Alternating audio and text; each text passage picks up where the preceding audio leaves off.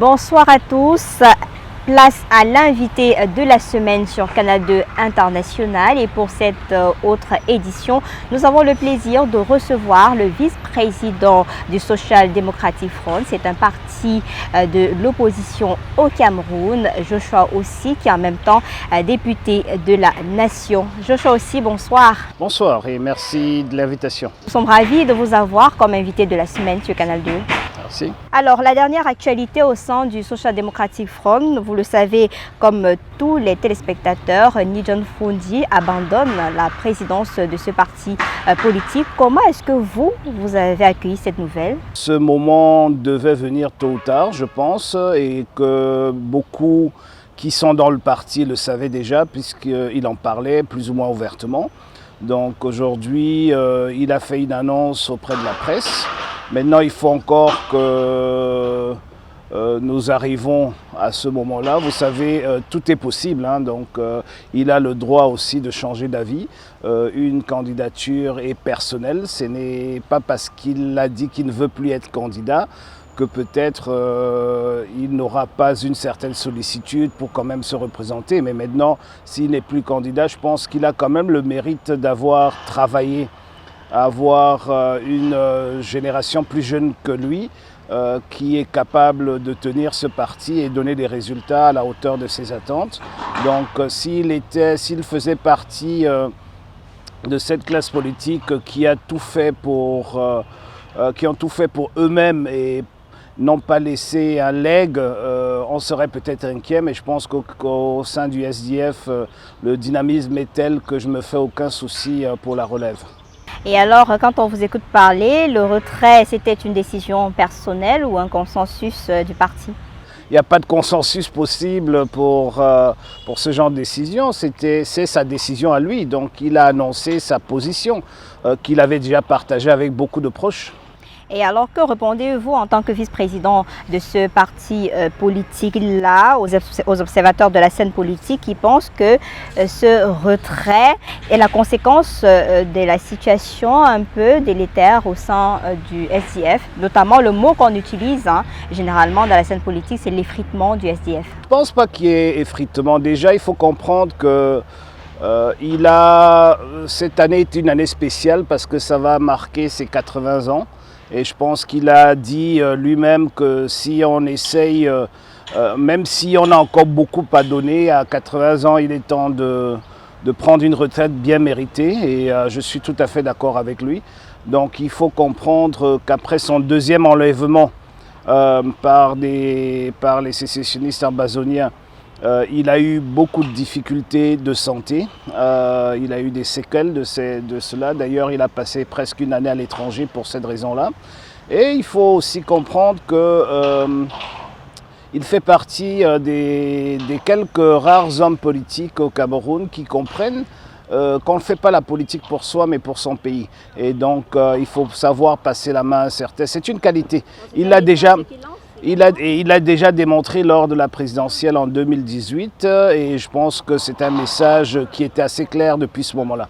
Maintenant, j'aimerais aussi vous faire remarquer que ce n'est pas qu'en 2018 que ça a commencé, ça date de 1990, parce qu'il fait partie des rares présidents de partis politiques qui auraient pu être député, il aurait pu être maire, mais il a toujours pensé qu'il va pousser des plus jeunes que lui à ces positions-là et je pense qu'il a eu beaucoup de réussite avec cela. Maintenant, pour parler de l'effritement du SDF, c'est une vue de l'esprit. Hein. Vous savez, vous regardez nos résultats électoraux, dire que nous n'avons pas progressé, je suis tout à fait d'accord avec vous, mais dire qu'il y a un effritement, je ne suis pas du tout d'accord, parce que depuis 2018, nous sommes en plein dans le phénomène de la sécession dans le nord-ouest et le sud-ouest. Vous savez très bien que les électeurs de ces partis-là ont été menacés par les armes pour ne pas aller aux urnes. D'ailleurs, les sécessionnistes ont fait leur choix. Ils ont voulu que le RDPC gagne. C'est pour cela que nous sommes convaincus de cette collusion qu'il y a entre les barons du RDPC et ces sécessionnistes-là. Et donc, les résultats électoraux que nous avons, madame, ne reflètent que cela. C'est-à-dire que si vous enlevez le nord-ouest et le sud-ouest et la population, et qui sont nos bastions, et la population anglo-saxonne du reste du Cameroun, vous verrez qu'on a exactement les résultats élection après élection. Depuis 2002, si ma mémoire est bonne, nous n'avons pas forcément eu plus de députés que nous avons aujourd'hui à l'est du Mungo, c'est-à-dire dans les 8 autres régions. Nous n'avons pas eu plus de communes que nous avons aujourd'hui. Ce que le monde entier est en train de voir, c'est la puissance que nous avions dans le nord-ouest et le sud-ouest qui a été anéantie par les sécessionnistes. Donc nous sommes en politique. Nous avons une situation très précise avec cette sécession-là, et donc nous pensons que quand ça va s'atténuer, quand ça va s'arrêter, nous allons reprendre nos activités là-bas. Pour reprendre, il ne faut pas oublier une chose, c'est que le nord-ouest et le sud-ouest a toujours été notre bastion parce que nous avons su représenter ces populations-là. Malheureusement, il y a des gens qui ont cru qu'ils peuvent faire mieux que nous et mieux que d'autres d'ailleurs en utilisant les armes et en utilisant la violence. Force est de constater que ça n'amène pas très loin et que le débat doit redevenir politique. On reviendra dessus tout à l'heure, mais à ce moment précis où le chairman décide donc de vouloir passer la main, qu'est-ce qu'on peut avoir comme héritage qu'il a laissé au sein de ce parti politique-là, le SDF, mais aussi au niveau de la scène politique camerounaise? Écoutez, je viendrai à notre vie. Vous êtes en train de m'interviewer grâce au courage qu'il a eu. Vous n'auriez pas d'emploi et Canal 2 n'existerait pas si ces combats pour la liberté de la presse n'avaient pas existé, pour la liberté d'association n'avaient pas existé. Il faut savoir qu'il est celui-là même qui a eu le courage de faire ce que beaucoup d'autres disaient sous cap, mais n'ont pas eu le courage. Il est sorti, il a lancé son parti politique dans une ville militarisée. Il y a eu 6 morts malheureusement que nous pleurons jusqu'aujourd'hui. Mais toutes les libertés qui ont suivi, ce sont des libertés qui sont arrivées parce qu'un homme a incarné un certain courage politique de braver la mort, de braver une dictature pour pouvoir pousser cet agenda-là. Et tout ce qui a suivi, c'est ce que nous vivons aujourd'hui. Canal 2 étant l'exemple, vous-même, votre métier n'existait pas. Avant cela, c'est soit à la radio Cameroun ou à la CTV ou nulle part ailleurs, ou alors vous allez en expatriation. Donc il faut comprendre que si je fais le tour de la cité, si je fais le tour du pays, il y a énormément de choses qui sont arrivées justement parce que cet homme a eu ce courage de braver cette dictature-là, de faire face à cette dictature-là. Aujourd'hui, il a pu nous donner le multipartisme, la liberté d'expression, que d'ailleurs beaucoup utilisent contre lui, malheureusement, ou son parti. Mais si on dit de temps en temps qu'il est de plus en plus en accointance avec le parti au pouvoir. Écoutez, je pense qu'accointance n'est pas le bon terme. Il n'a jamais eu d'ennemis dans cette dictature au pouvoir. Il les a toujours considérés comme des adversaires. Ce sont des adversaires politiques avec lesquels, ma foi, de temps en temps, il faut parler pour aller de l'avant. Pour régler la crise dans le nord-ouest et le sud-ouest, ce n'est pas en prenant la rue, c'est en discutant avec ceux qui ne réfléchissent plus bien pour les ramener à la raison. Pour ramener quelqu'un à la raison, il ne faut pas nécessairement brûler des pneus dans la rue. Alors, vous pouvez aussi aller vers ces personnes pour leur expliquer pourquoi ce qu'ils sont en train de faire ne rapporte rien. Et je pense qu'il a eu énormément de succès à cela. Il a eu beaucoup de succès à ramener la raison dans le camp d'en face. Donc c'est une façon de progresser, c'est une façon de s'opposer. Vous parliez tout à l'heure de voix. Maintenant que la voie est ouverte, y aura-t-il une guerre de succession au SDF après le retrait donc, de ce leader historique? Écoutez, personnellement, je serais déçu s'il n'y a pas de guerre de succession. Ça veut dire, s'il n'y a pas de guerre de succession, ça veut dire que le parti ne vaut pas grand-chose et que, franchement, on serait même en train de demander à quelqu'un de devenir président de ce parti-là. Non, je pense qu'il faut qu'il y ait une véritable bataille. Je n'emploierai pas le terme guerre, il faut une véritable bataille. J'aimerais bien voir une campagne bien animée. Sur la base des arguments et non des calomnies, sur la base de projets et non sur des personnes. et qu'en fin de compte, qu'on ait ce nouveau SDF que beaucoup attendent depuis très longtemps, que certains voient y venir depuis très longtemps aussi, et ça sera très bien pour la scène politique camerounaise. Mais je pense que quel que soit ce qu'on fait, l'héritage même de cet SDF est incarné par Ni John Frondi, donc il ne sera jamais très loin, il sera toujours présent avec nous. Mais après Ni John Frondi, aujourd'hui on a deux figures de pro du SDF, on a Joshua aussi, on a Jean-Michel Lithieu, on voit déjà une grosse bataille qui s'annonce. Mais écoutez, je pense que vous êtes trop enveloppé peut-être dans les réseaux sociaux et Douala. Le SDF, c'est tout le pays. Donc il y a beaucoup plus de figures de proue que cela. Personnes qui se prononcent chaque fois au devant de la scène et qui sont... Peut-être vous êtes limité par la langue française et vous ne vous regardez pas tous ceux qui se prononcent aussi en anglais. Donc j'étais juste en train de dire que ça ne se limite pas malheureusement à cela. Je dis malheureusement pour vous parce que vous l'auriez souhaité. Il y a beaucoup plus...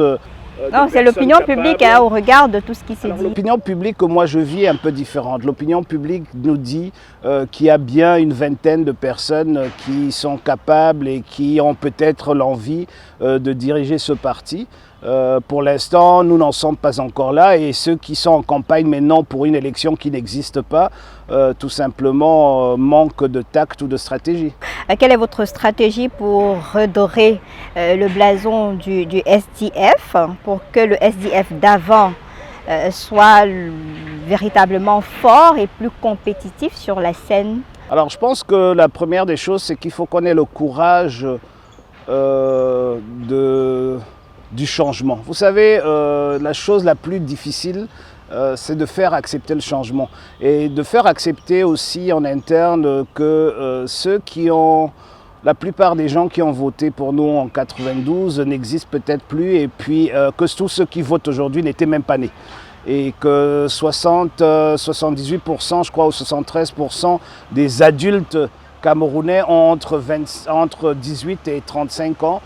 Cela veut dire que si on veut utiliser les logiciels d'avant, on ne va pas beaucoup progresser. Maintenant, le changement, ça vient avec un prix.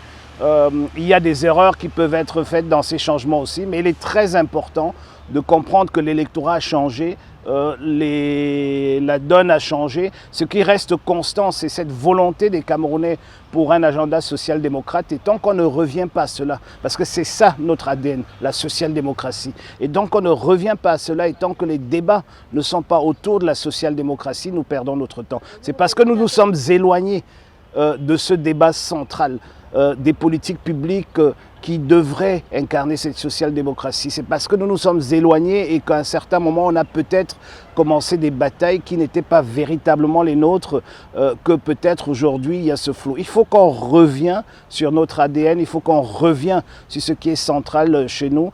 Nous sommes une famille politique autour du centre-gauche, nous sommes une famille politique progressiste et social-démocrate.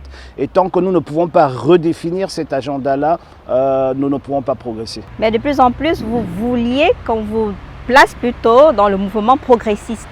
Être social-démocrate, c'est d'être progressiste.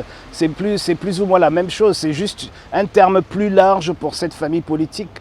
Le centre-gauche, c'est les progressistes. C'est-à-dire que nous refusons les extrêmes et nous sommes inclusifs à tout le monde. Donc c'est exactement le même terme. Être progressiste, c'est tout simplement pour avoir les sociodémocrates, quand vous mettez les sociodémocrates, les socialistes et tout ce que vous avez qui tend vers le centre-gauche dans un même panier, vous avez des progressistes. Donc progressiste, c'est le terme large.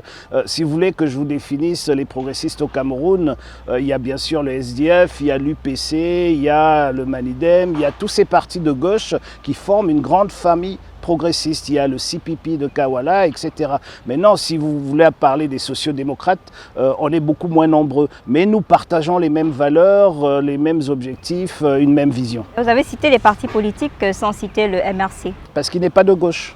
Vous m'avez parlé des partis progressistes, il n'est pas de gauche. Son agenda est libéral et il est de droite. Et voilà, donc on ne partage pas les mêmes valeurs. D'accord, là vous répondez directement à ma question qui allait dans le sens, est-ce qu'on peut avoir une certaine union entre le parti SDF et le MRC que la population considère exactement aujourd'hui comme les deux partis qui vont faire l'affaire dans les jours à venir? On peut s'unir pour tout, hein. Vous savez, pour des raisons quelconques, une union de circonstances peut exister avec quelques partis que ce soit. Tous les partis, tous les 300 partis sont, comment dirais-je, ont la possibilité de s'unir. Maintenant, si l'union est une union idéologique, je dirais qu'on n'est pas très compatible. Si l'union est basée sur des valeurs, je dirais que nous ne sommes pas très compatibles. Mais maintenant, si l'union est uniquement électorale, pourquoi pas? Si l'union est sur un agenda précis,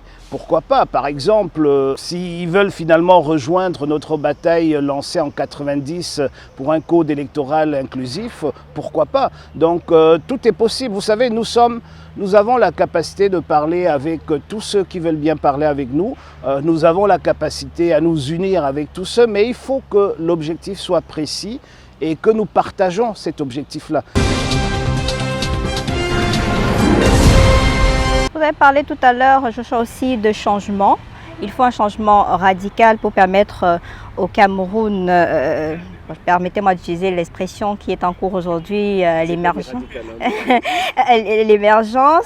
Mais on a fait un petit sondage avant cette émission. Quelles sont les personnalités que vous voyez dès demain à la tête du SDF? Vous êtes arrivé en tête, mais il y avait un petit hic. Aujourd'hui, on considère Joshua aussi comme celui qui travaille avec les pouvoirs publics et qui n'a pas donc le droit d'être à la tête du SDF. Vous leur dites quoi? Écoutez, vous n'avez probablement pas fait ce sondage en interne. Il y a une différence entre l'interne et l'externe. Il y a une image qu'on essaye de me coller. Que vos activités sont liées au gouvernement? Je n'ai aucune activité liée à qui que ce soit au pouvoir. Je n'ai jamais eu un marché public comme pratiquement tous les autres dans l'opposition. Je n'ai jamais bénéficié d'un avantage quelconque venant du pouvoir, jamais. Mes activités ont commencé à exister, j'étais dans le secteur privé avant l'avènement du multipartisme, et donc je pense que je suis quelqu'un qui reste dans la légalité et qui est républicain. Je ne vais jamais me trouver dans une situation d'illégalité parce que je ne suis pas d'accord avec ce que le pouvoir de Yaoundé fait. Il faut bien faire la différence. Je suis celui qui est dans l'opposition, mais qui a été à pratiquement chaque Coupe du Monde avec les Lions et pratiquement chaque Coupe d'Afrique des Nations avec les Lions. Puisque vous avez d'autres responsabilités. Je fais la distinction entre le Cameroun et M. Biya, je fais la distinction entre le Cameroun et le gouvernement RDPC. Ce n'est pas parce que je ne suis pas d'accord avec un gouvernement que je veux jeter mon passeport ou ma carte d'identité par la fenêtre ou je vais décider de m'expatrier pour le vivre de là-bas. Donc les gens essayent de confondre patriotisme et on mélange tout alors. On mélange le patriotisme que je fais montre et qui est visible avec le fait peut-être d'être proche d'un gouvernement. Non, je respecte M. Biya a gagné des élections avec un mauvais code électoral, mais il a gagné ces élections parce que nous y étions et moi j'y étais. Donc si moi je gagnais, j'attendrais de lui qu'il accepte ma victoire. Lui, il a gagné. Nous avons eu des réserves au contentieux sur la façon dont il a gagné. Malheureusement, le Conseil constitutionnel, malheureusement pour nous, a fait de lui le vainqueur. Il va de soi de prendre acte et de passer à l'étape suivante. Donc vous n'allez pas rester dans une contestation de quelque chose dont vous avez vous-même participé et vous-même produit les résultats. Donc il faut comprendre, les gens essayent de mélanger tout. Il faut que les gens arrivent à comprendre qu'on ne veut pas, je fais partie de ceux de l'opposition qui ne veulent pas jeter le bébé avec l'eau du bain. Okay, je veux un Ça, c'est la tradition africaine. Je veux un Cameroun debout, fort, puissant. Donc, le peu que nous avons, il faut déjà pouvoir le consolider et construire dessus. Nous pourrions être beaucoup plus loin que là où nous sommes aujourd'hui, mais ce n'est pas pour cela que je suis celui qui va commencer un négationnisme ou essayer de marcher sur mon propre pays ou essayer de le réduire. Je suis celui-là même qui va défendre ce pays. Je suis celui-là même qui, à l'étranger, va dire du bien de ce Cameroun que j'aime tant et des Camerounaises et des Camerounais. Cela ne veut pas dire que je donne une caution à M. Biya ou à son régime, loin de là. Et je prends toujours l'exemple au football. J'ai dit, celui qui ne soutient pas les Lions indomptables et qui aime le football parce que M. Biya est président ne peut pas et ne pourra jamais diriger ce pays. Il ne pourra pas parce qu'il faut avoir un amour profond pour son pays pour pouvoir le servir. Et il y a beaucoup trop de gens qui sont dans l'opposition parce qu'ils sont aigris, ils sont dans l'opposition parce qu'ils se vengent par rapport à une situation. Et je pense que c'est une des raisons pour laquelle l'opposition n'est pas arrivée au pouvoir pendant si longtemps. Il faut savoir faire la part des choses. Quand on est contre un régime, on n'est pas contre son pays. Et les gens doivent commencer à le comprendre qu'on peut profondément aimer son pays avec tout son cœur et en même temps s'opposer à ceux qui l'incarnent, à ceux qui sont au pouvoir. Donc il faut faire la distinction de ces deux choses-là. J'aimerais juste aller jusqu'au bout. Je pense aussi qu'il est important de noter qu'il n'y a que quand votre manguier porte des très beaux fruits qu'on vient lancer des pierres dessus, que le voisinage essaye d'entrer dans votre jardin, etc. S'il y avait des choses qu'on pouvait me reprocher, on l'aurait déjà fait. C'est parce qu'on a fait le tour du monde et on n'a rien trouvé qu'on s'arc-boute maintenant sur le fait que je suis député. Je suis député parce qu'un parti politique a décidé d'aller aux élections et que j'ai pu avoir un résultat qui me permet d'être député. Si je suis à l'Assemblée nationale, c'est une tradition du SDF depuis 1997 et je pense qu'on la poursuit. Nous ne pouvons pas être dans les institutions de la République, dans les communes et dans le Parlement et traiter ces mêmes institutions comme si nous n'y étions pas. Okay, nous devons, pour le bien des Camerounaises et des Camerounais, travailler là où ils nous ont envoyés, faire tout ce qu'on peut pour améliorer le quotidien des citoyens. Moi, dans mon premier mandat, j'ai pu faire en sorte qu'on ait refait presque 19 routes dans Douala 1er. J'en suis fier. Mais ce n'est pas le régime SDF qui a fait ces routes-là. Ça n'a pas été suffisant. Mais ça n'a pas été suffisant pour... Mais madame, voyez-vous, je suis du SDF, je ne peux pas aller me vanter que grâce à moi, le RDPC a fait des routes, comprenez-le quand même. Donc, il faut que les gens, comme on dit dans Banasens, il faut que les gens reviennent à la politique. Je ne vais pas aller me vanter du bilan d'un régime qui n'est pas le mien. Mais je peux dire haut et fort que si je n'étais pas là, ça ne serait jamais arrivé. Et il y a beaucoup d'autres choses aussi qui sont faites au quotidien. Maintenant, si vous voulez me traiter de tous les noms d'oiseaux, ben, ça ne fait rien. Moi, en fin de mandat, j'ai un mandat à défendre. Et ce mandat, j'en suis fier. D'ailleurs, les populations de Douala 1er m'ont renouvelé leur confiance parce qu'ils voient très bien le travail qu'on fait. Et vous faites bien de mentionner cela. On a vu la dernière élection présidentielle. Quelles sont les leçons personnelles que vous avez tirées de cette participation-là? Ben écoutez, je pense que la première leçon, c'est qu'il faut beaucoup plus de temps. Je pense que c'est une erreur qu'on n'a pas vue parce que depuis 1992, le président du parti était toujours candidat. Et donc, il y a eu beaucoup plus de temps de préparer les élections à chaque fois. Donc, je pense, et même jusqu'au niveau des élections municipales, législatives, toutes les élections, il faut beaucoup plus de temps. Vous ne pouvez pas gagner une élection quand les candidats sont connus 15 jours avant l'élection. C'est tout simplement impossible. Donc, je pense que ce sont des réformes qui s'imposent à nous en interne. Personnellement, je suis fier d'une chose qui peut-être aussi a donné ces résultats-là, le fait que je ne suis pas rentré dans les caniveaux avec certains autres candidats. Je suis resté au-dessus, je suis resté focalisé sur les thèmes, sur les politiques publiques, sur un programme. D'ailleurs, le SDF était le seul parti avec un candidat, avec un programme. Les autres ont essayé de suivre vers la fin de la campagne. Je pense qu'aujourd'hui encore, beaucoup de pans de ce programme sont bien défendables. D'ailleurs, j'en veux pour preuve la dictature en place a copié près de 11 éléments de ce programme tout de suite après. Donc cela démontre à merveille que ça a eu un impact. Maintenant, c'est aussi parce que c'était peut-être la première élection où les réseaux sociaux ont pris le dessus sur les médias traditionnels et donc malheureusement le populisme s'en est suivi. Donc c'était une élection populiste. C'était une élection... Et aujourd'hui, il faut se réadapter et pouvoir tenir compte de... Pas forcément. Vous savez, quand vous avez des valeurs, vous avez une vision et vous avez un agenda social-démocrate, il ne faut pas devenir populiste, justement. Il faut ramener les gens vers la réalité. Dire aux gens que si on a des mauvaises routes, c'est parce que vous avez fait le mauvais choix. Dire aux gens que si on doit payer pour l'hôpital, c'est parce que vous avez fait des mauvais choix. Dire aux gens qu'aujourd'hui, s'il n'y a pas de travail, s'il y a autant de chômage chez les jeunes, c'est parce que vous avez fait le mauvais choix. Vous avez voté pour le chômage, vous avez voté pour l'absence d'hôpitaux, vous avez voté pour les mauvaises routes, vous avez voté pour la vie chère. Voilà ce que les gens ont voté. Maintenant, allons sur le débat. Quels sont les partis politiques qui peuvent faire en sorte qu'on réduise le chômage des jeunes de façon significative, qui peut travailler pour l'infrastructure? Il ne s'agit pas de courir derrière qui a volé quoi, ce n'est pas ça le débat. Il faut revenir sur le débat central. Une vision, une politique claire, des valeurs, une idéologie. Comment est-ce qu'on fait en sorte que tous les enfants qui vont à l'école aujourd'hui peuvent sortir et trouver du travail? Ça, c'est un débat. Le débat, ce n'est pas qui est plus beau, qui est plus laid, qui vient de quel village, etc. Le débat, c'est comment est-ce qu'on fait pour que ce pays qui a tant puisse offrir autant à tous ses enfants. Pour sortir pratiquement de cet entretien, quel avenir pour vous? Est-ce qu'on vous attend à la tête du SDF? Écoutez, moi je suis au service de mon parti depuis mars 91 quand je l'ai rejoint.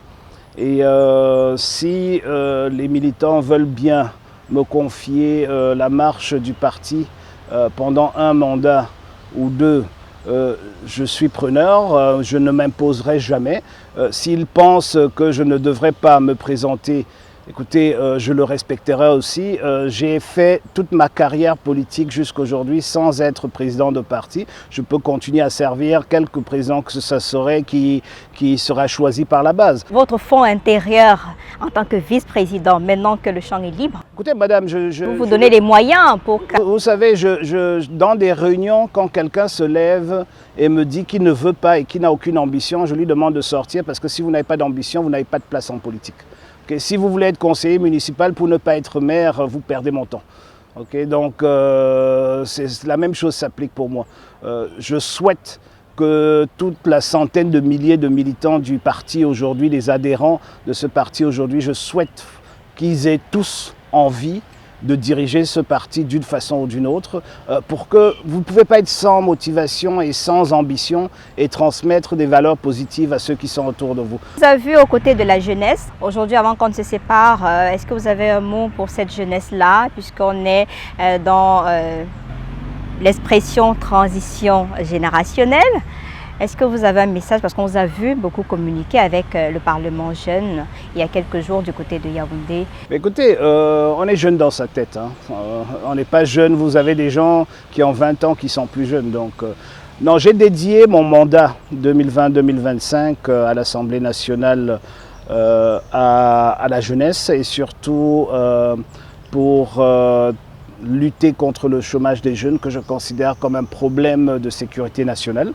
Et j'ai eu la chance d'être porté par mes pairs à l'Assemblée nationale comme coordonnateur du réseau Espérance Jeunesse.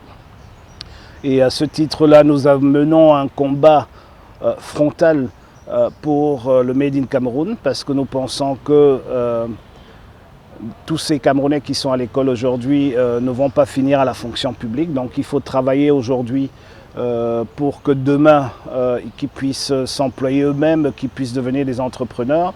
Et à ce titre, nous organisons depuis 6 ans avec le réseau Espérance Jeunesse une grande caravane. D'ailleurs, ce sera le cas lors de la session de mars. Nous irons à Maroua, où nous travaillons avec les autorités de la ville, le gouverneur de l'université de Maroua pour la grande caravane de l'extrême nord. Nous attendons plus de 10 000 jeunes et nous allons organiser un village des opportunités où il y aura plus d'une centaine de programmes et de projets qui offrent des opportunités aux jeunes, y compris un guichet unique pour la création des entreprises où nous espérons que beaucoup de jeunes qui sont dans l'informel passeront au formel. Joshua aussi, merci, ça a été un plaisir de vous avoir. Écoutez, merci beaucoup de m'avoir accordé cette interview et j'espère à très bientôt.